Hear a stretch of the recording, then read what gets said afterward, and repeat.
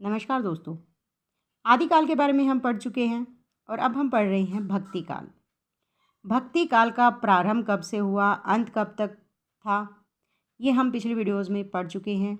भक्ति काल के उदय के क्या कारण थे, विद्वानों में उनके उदय के कारणों पर क्या क्या मतभेद थे, ये भी हमने पढ़ लिया था। भक्ति काल को स्वर्ण काल किसने कहा था, क्यों कहा था, ये भी हम पढ़ चुके हैं। यदि आपने वो वीडियोस नहीं देखी है तो डिस्क्रिप्शन बॉक्स में आपको उन वीडियोस का लिंक दे दिया जाएगा, आप वहाँ से देख सकते हैं। आज का हमारा विषय है भक्ति काल की ज्ञानाश्रयी शाखा। सबसे पहले हम देखेंगे कि भक्ति काल को कितने भागों में विभाजित किया गया है। दोस्तों, वीडियो को आगे बढ़ाने से पहले चैनल को सब्सक्राइब ज़रूर कर लीजिए और साथ में बेल आइकन प्रेस कर लीजिए ताकि अगली वीडियो का नोटिफिकेशन आप तक आसानी से पहुँच सके। देखिए, भक्ति काल को दो शाखाओं में बांटा गया था, एक निर्गुण धारा और दूसरी शगुन धारा। निर्गुण धारा को भी दो भागों में विभाजित किया गया क्योंकि निर्गुण ईश्वर में जो ध्यान देने वाले थे वो दो तरह के कवि थे। एक ज्ञान मार्गी जो ज्ञान को अपना आधार बनाकर चलते थे, दूसरे प्रेम मार्गी जो प्रेम को अपना आधार बनाकर चलते थे। तो निर्गुण धारा के दो रूप कौन कौन से थे, ज्ञान मार्गी शाखा और दूसरी प्रेम मार्गी शाखा। ज्ञान मार्गी शाखा को संत काव्य धारा कहा गया और प्रेम मार्गी शाखा को सूफी काव्य धारा कहा गया।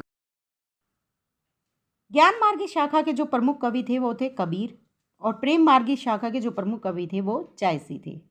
कई बार नहीं, बहुत बार पूछा गया है कि ज्ञान मार्गी शाखा के प्रमुख कवि कौन हैं, तो कबीर। प्रेम मार्गी शाखा के प्रमुख कवि कौन हैं, तो जायसी। कई बार ये प्रश्न भी पूछ लिया जाता है कि संत काव्य धारा और सूफी काव्य धारा नाम किसने दिए, तो ये जो दोनों नाम हैं ये दिए डॉक्टर रामकुमार वर्मा ने। ये भी ध्यान रखने योग्य है। दूसरी है सगुण काव्य धारा। इसके भी दो भाग किए गए हैं, कृष्ण काव्य धारा और राम काव्य धारा। कृष्ण काव्य धारा के जो प्रमुख कवि हैं वो है सूरदास और राम काव्य धारा के प्रमुख कवि तुलसीदास है। लेकिन यदि पूछा जाए कि मर्यादा काव्य धारा के प्रमुख कवि तुलसीदास हैं और रसिक काव्य धारा के पूछा जाए तो अग्रदास, नहीं तो अगर राम काव्य धारा का पूछा जाए तो सिर्फ तुलसीदास जी इनके प्रमुख कवि हैं। आइए अब पढ़ते हैं ज्ञान आश्रयी संत काव्य धारा के बारे में। ज्ञान आश्रयी शाखा को संत काव्य धारा भी कहते हैं, इसीलिए संत नाम पर यहाँ पर विशेष ध्यान दिया गया है। देखिए, निर्गुण उपासकों को संत कहा जाता है। संत शब्द संस्कृत की सत धातु से बना है जिसका अर्थ होता है निवृत्ति या वैरागी। डॉक्टर पीताम्बर दत्त बड़थवाल ने संत का संबंध जो है वो शांत से माना है और शांत का अर्थ बताया है निवृत्ति या वैरागी। सतरूपी परम तत्व का साक्षात्कार करने वालों को संत कहा जाता है। किसे संत कहा जाता है? सतरूपी परम तत्व का साक्षात्कार करने वालों को संत कहा जाता है। इस संप्रदाय का जो मूल आधार है वो है हृदय की पवित्रता। प्रेम मार्गी शाखा का मूल आधार क्या है? हृदय की पवित्रता। हृदय की पवित्रता पर इन कवियों ने बहुत अधिक महत्व दिया है। संत साहित्य को जो दार्शनिक आधार हैं वो एक न होकर अनेक हैं। जैसे शंकराचार्य, उपनिषद, सूफियों से इन्होंने अपना आधार लिया। इस्लाम, सिद्धों, बौद्ध एवं वैष्णव सभी का मिला जुला रूप यहाँ पर देखने को मिलता है। देखिए, शंकराचार्य से इन्होंने लिया अद्वैतवाद, उपनिषदों से इन्होंने ग्रहण किया मोह माया ब्रह्म जीव जगत, सूफियों से प्रेम तत्व लिया इन्होंने, इस्लाम से लिया एकेश्वरवाद, मूर्ति पूजा का विरोध, अवतारवाद का खंडन, ये सब इन्होंने इस्लाम धर्म से अपनाया। सिद्धों से इन्होंने उलटबासियों का प्रयोग, गूढ़ उक्तियों का प्रयोग सीखा। बौद्ध और वैष्णव धर्म का अहिंसा तत्व ग्रहण किया इन्होंने। एक बार फिर से देख लेते हैं क्योंकि ये बहुत इंपॉर्टेंट है। शंकराचार्य से अद्वैतवाद ग्रहण किया, उपनिषदों से मोह माया ब्रह्म जीव जगत, सूफियों से प्रेम तत्व, इस्लाम से एकेश्वरवाद, मूर्ति पूजा का विरोध, अवतारवाद का खंडन, सिद्धों से उलटबाशियों का प्रयोग, गूढ़ उक्तियों का प्रयोग, बौद्ध एवं वैष्णव धर्म से अहिंसा तत्व का ग्रहण किया। आगे देखिए, जो सूफी थे इन्होंने दाम्पत्य प्रतीकों का प्रयोग जो है वो अपनी भक्ति भावना को अभिव्यक्त करने के लिए किया। दाम्पत्य प्रतीकों का प्रयोग किसके लिए किया? भक्ति भावनाओं को अभिव्यक्त करने के लिए। संत काव्य की विशेषताएं देखिए। जो संत कवि थे उनका सबसे पहली विशेषता थी कि वे गुरु को बहुत अधिक महत्व देते थे, क्योंकि गुरु ही थे जो उन्हें पर ब्रह्म से मिलाने का रास्ता दिखाते थे। इसलिए गुरु को वे ईश्वर से भी ज़्यादा महत्व देते थे। दूसरा था काया की साधना करते थे। तीसरा शास्त्रीय ज्ञान की अनावश्यकता पर बल देते थे। उनका मानना था कि जो अनुभव पर आधारित है वही सत्य है। कबीरदास जी ने तो कहा भी है, मैं कहता आँखिन देखी और तू कहता कागज की लेखी। मतलब मैं तो आंखों देखी कहता हूँ और तुम कागज़ पर लिखा हुआ पढ़कर कह रहे हो। अगला जो था इनकी मुख्य विशेषता थी वो रहस्यात्मकता। रहस्य इनके काव्य का प्रमुख आधार है। वेदों का इन्होंने खंडन किया है।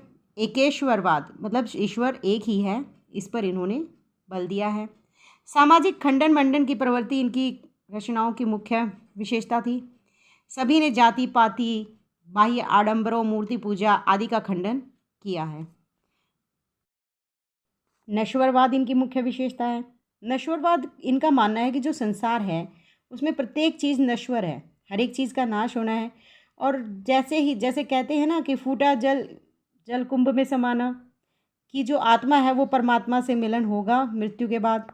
जो भी है सब कुछ ईश्वर में ही जाकर मिलना है। प्रतीक योजना इनकी विशेषता है। हंस जो थे वो आत्मा का प्रतीक है इनकी रचनाओं में। उलटबासियों का प्रयोग इनकी रचनाओं का मुख्य विशेषता है। सद्दुकड़ी भाषा का प्रयोग इनकी रचनाओं में हुआ है। इनके जो आराध्य थे वो राम थे, राम आराधना इन्होंने की है। लेकिन जो इनके राम थे वो दशरथ पुत्र श्री राम नहीं थे, वो थे निर्गुण निराकार राम, जिन्होंने कभी जन्म नहीं लिया। इनका जो प्रधान रस, और कई बार पूछ लिया जाता है कि संत कवियों का प्रधान रस क्या है, वो है शांत रस। सुरति के बारे में भी इन्होंने कहा है कि सुरति क्या है, कई बार पूछ लिया जाता है। सुरति है आनंद का अनुभव। और निरति क्या है? जगत प्रपंच से विरक्ति। जगत प्रपंच से विरक्ति क्या है? निरति। संतों का जो प्रमुख योगदान रहा है वो है समता मूलक समाज की स्थापना के लिए संघर्ष। अब समता मूलक समाज की स्थापना के लिए संघर्ष का क्या मतलब है? जो ये संत थे कबीर आदि, इन सब ने क्या किया था, समाज में जो जाति पाति ऊंच नीच के भाव मौजूद थे इन सब का खंडन करके सभी मनुष्यों को समान बताया था। इनका मानना ये था कि कोई भी मनुष्य छोटा बड़ा न होकर सभी समान है। तो इनकी सबसे प्रमुख देन और योगदान यही था, समतामूलक समाज की स्थापना के लिए संघर्ष करना। इनकी विशेषताएं तो और भी बहुत थी, जैसे कि इन्होंने ज्ञान की महत्ता पर बल दिया था, जाति पाति का विरोध किया था, बाह्य आडंबरों का विरोध किया था। लेकिन सबसे मुख्य विशेषताएं ये हैं। दोस्तों, अगली वीडियो में हम पढ़ेंगे संत काव्य धारा के प्रमुख कवि। तब तक के लिए आप चैनल को सब्सक्राइब कीजिए और पिछली वीडियोस देखिए, ताकि आपकी जानकारी बढ़ सके और आप उन्हें देखकर अपने नोट्स बना सकते हैं। चैनल को सब्सक्राइब करना ना भूलें और बेल आइकन प्रेस ज़रूर कर लें, ताकि अगली वीडियो का लिंक आप तक पहुंच सके। धन्यवाद।